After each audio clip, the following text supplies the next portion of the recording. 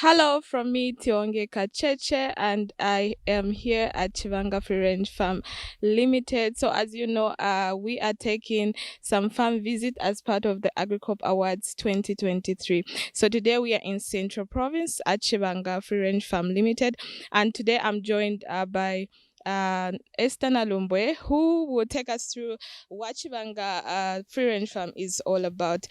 Okay, so Chibanga Free Range Farm Limited is a youth-led company which was formed in 2020 October and started its operations in 2021 April. Yeah, so basically Chibanga Free Range Farm Limited is centered on poultry farming. We have put our concentration on village chickens, layers, and broilers. So we do broilers for meat, and for village chickens we do for meat and egg production. Then we also do layers for egg production. I'll start with broilers. So broilers, we are doing Rose 308.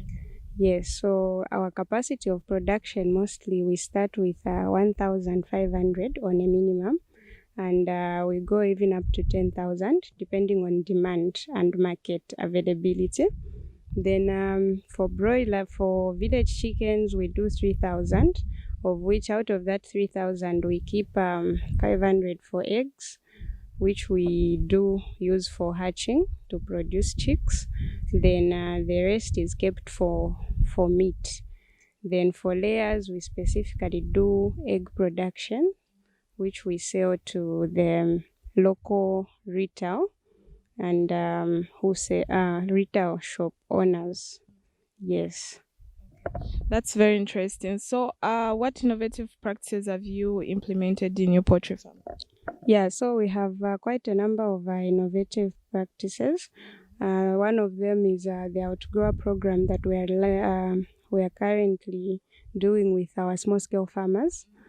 So from the time we started poultry, we realized to say mostly small scale farmers are not meeting their demands when it comes to the standards of living, not because they don't have the capacity, but because they lack knowledge on other farming activities that they can do.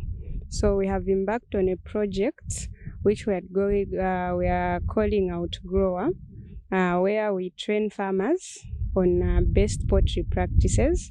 Then we also give them inputs like feed. Then we also teach them how to do proper feed formulations. Then we also educate them on, we provide market linkages for them to off-takers who are buying these poultry products like village chickens, broilers, and the eggs. So eggs, due to low demand, we usually get ourselves, and we do the buying from the farmers ourselves. But for other products, we create off-takers and market linkages for them. So from the time we've started, we've interacted to close to 800 farmers who have benefited from these outgrower ventures that we do. So we've also extended not only from poultry, but from also other products like vegetables, specifically cabbage and carrots, because these are also products that have got low production costs, but on very high demand when it comes to selling them outside.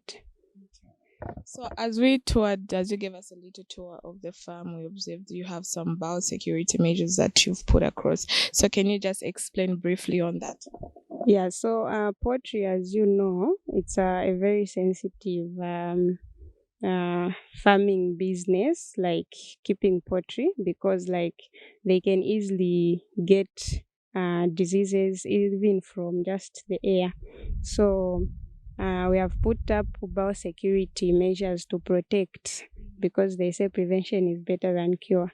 So it's better we protect our animals and our livestock from diseases that can be prevented. Yes. So, in terms of your poultry welfare, how do you ensure the welfare and well-being of your we make sure we follow guidelines that are laid. There are basic guidelines that are laid down as you are doing poultry. For example, the spraying, the feeding, even the brooding, everything has to be followed religiously in order for you to have a successful poultry farming venture. Otherwise, poultry farming can also be a big disappointment if you don't follow the laid down procedure, because there are diseases like Newcastle, which if not prevented, they can wipe away 80% of your flock. So we make sure we follow the laid down procedures like spraying, giving medications, feeding on time, following the right feeding quantities, so that we can have that great outcome from the poultry venture.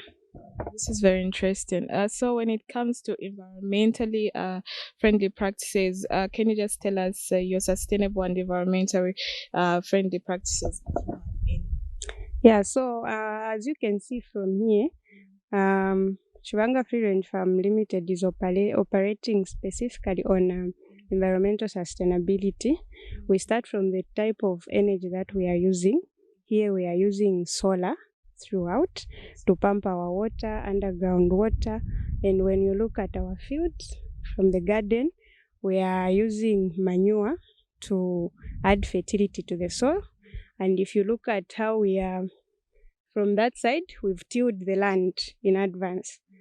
So the reason why we've tilled that land in advance is because we've not bent anything, but we've tilled the land so that all those leftovers from the last season, like maize, are integrated into the soil. So from there, they will decompose and they will add the value to the soil. The soil will be retained. So that way, nothing is lost. And then also that tilling prevents us from high usage of weed killers, because we would have killed the weeds, and by the time we'll be planting, it will take time for them to emerge. So you'll find that the level at which we'll be using weed killer is low. Then there's also an orchard that we are doing that side.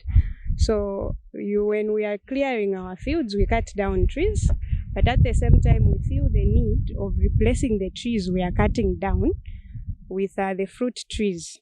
So the fruit trees that we are planting there, we've got avocado, which is also referred to as green gourd, of which we plan to do it at a large scale. Then we also have lemons and we have mangoes. So if you look at these 3 fruit trees that we've picked, these are very profitable fruit trees, because even if you go out there on the Zambian market, you'll find that they are on high demand. So if we do it at a large scale, you'll find that these trees we are cutting down will be replaced, and at the same time we'll be making money and profit from the trees that we are planting. So this initiative, we've also extended it to our outgrower farmers out there, where we are teaching them the importance of having an orchard or owning an orchard. Yes. Then the other thing is we are doing fish there.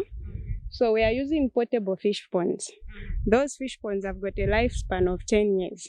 When you use the just normal fish ponds, you'll find that you'll be replacing the pond liners at every time you harvest. You need to fix or replace the pond liner, of which after that harvest, where do those damaged pond liners go? Because those are non-biodegradable materials.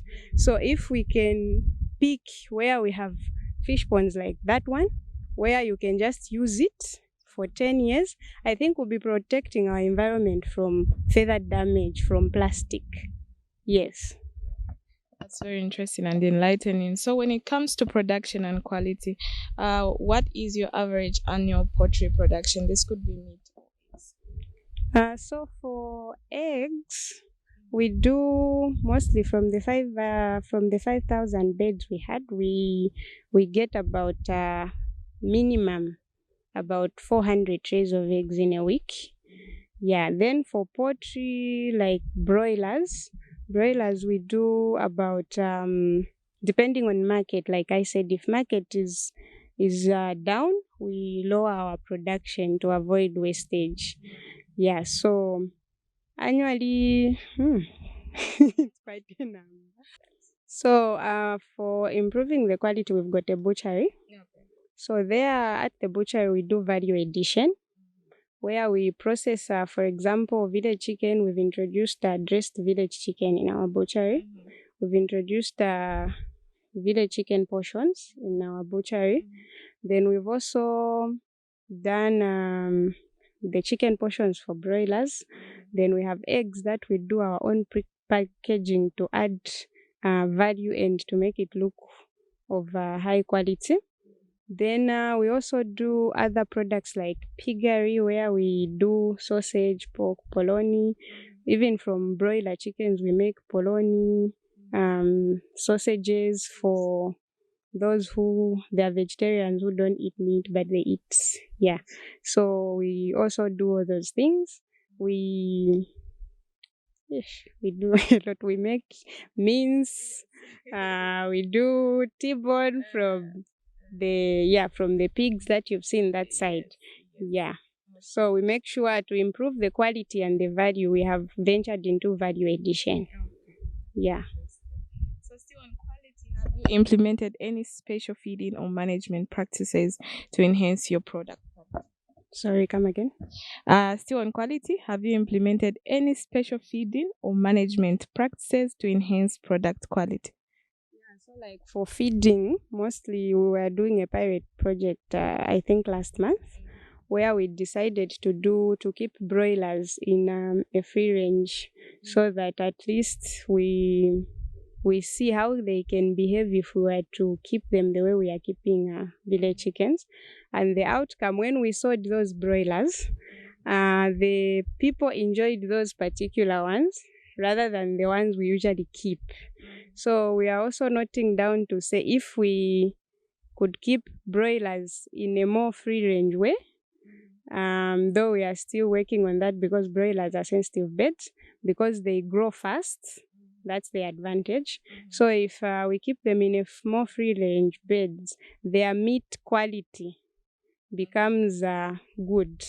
It becomes firm and very tasty. So the feeding practices that we've introduced, we have the maggots, the one that I told you about, where we use the manure from the poultry and the piggery to do maggots, which we give to the chickens because for them it's food. Then we also do our own feed like maize, sunflower, cake, soya beans. We do a mixture, then we do feed. So you find that if you do a combination of a 50 kg bag of soya cake, you are able to mix it with 5 50 kg bags of maize bran. So when you do that, you find that if you are supposed to feed 1 bag of feed in a day, you are going to feed maybe 2 to 3 days from that. But at the same time, you find that the quality of meat is very different and very tastier than the ones that we get from using the commercial feeds that we usually buy. Yes. So with the way the world is moving in terms of technology, have you integrated any technology into your poultry farming operations? Yes, we have. So like I'm sure you visited the layers. Yes. Yeah, so that side we are using cage system, battery cage system. So for that one, it's easier for feeding and also giving water. And also it also helps us in preserving the usage of water, because the water that is being released to go to the chicken is managed. And also when we have the number of people we need to take care of chickens here is more or less that side, because everything is automated. It's just the issue of putting feed into the trays. That's the only area where we need someone. But everything else is just automated. So we are using battery cage system that side as a way of keeping our beds. Okay, nowadays life is easier. The internet is everywhere. Yeah, so we have access to these things anytime, as long as you have a smartphone, you have a laptop. Yes. Yeah. So I've learned so much about the incredible things that you're doing on this farm, and I'm aware that there are also challenges that you face. So what significant challenges have you faced in your poultry farming? Well, significant challenges mostly is when it comes to like the distance, like you saw, we couldn't secure a farm near town. So transportation is one of our challenge because like when coming here, you really need to budget. Yes. So transportation is one of the biggest challenge that we have. Then there also another thing that we are having a challenge is the storage. Yeah, cold storage, because the number of beds we produce, we are forced to sell them live, and we can't really keep them like we do value addition for everything, because we have maybe 3,000 beds ready and our fridges are small. So we only take what can be accommodated in our fridges, the rest we just sell like that. So just we don't get to spend a lot of money. So there is an issue of cold storage and also transportation. Yeah, those are the major challenges that we are having. Okay, so in terms of these challenges, are you developing any solutions to overcome these challenges you mentioned? Yeah, as you can see, I've secured the motorbike. Yeah. I've secured the motorbike where, because the cost of moving a motorbike is way lower than a vehicle. Yeah, so the other thing is that to keep that thing where we keep more chickens, and we make sure that we secure customers before even the beds are ready, so that by the time those things are coming to be ready, they already have where they are going. Yes. Okay, that's very interesting. Now, I would like to know what your future goals are and aspirations for Poultry. Well, there are a lot. Okay, so the future aspiration of this poultry farm is we aim to be one of the Zambia's leading food producers. Yeah, so we are pushing so that we can have a lot of things accessible by our local communities. So we have international markets coming here to dominate, selling the same things we are selling at even a higher price. So if we have people who can't even walk in some shops to buy certain things because just by the way it's looking, they're even scared to enter. But we want to formulate an environment where people can access all those things easily and very affordable. You've been dwelling on the poultry side, and we've seen that there's quite a number of activities on Chibanga Free Range Farm Limited. So could you just run us through other activities away from poultry that you are currently operating on the farm? Yeah, so we are doing horticulture. As you can see, we have cabbages there. Then we are also doing piggery and fish. Then we are also doing seasonal farming, which is maize mostly. We pick maize because it is very useful for our feeding of the livestock that we are keeping here. Yeah.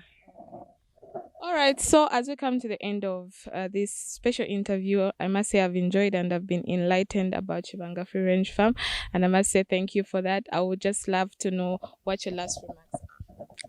Well, I just want to say thank you very much for the nomination and also for coming here on the ground.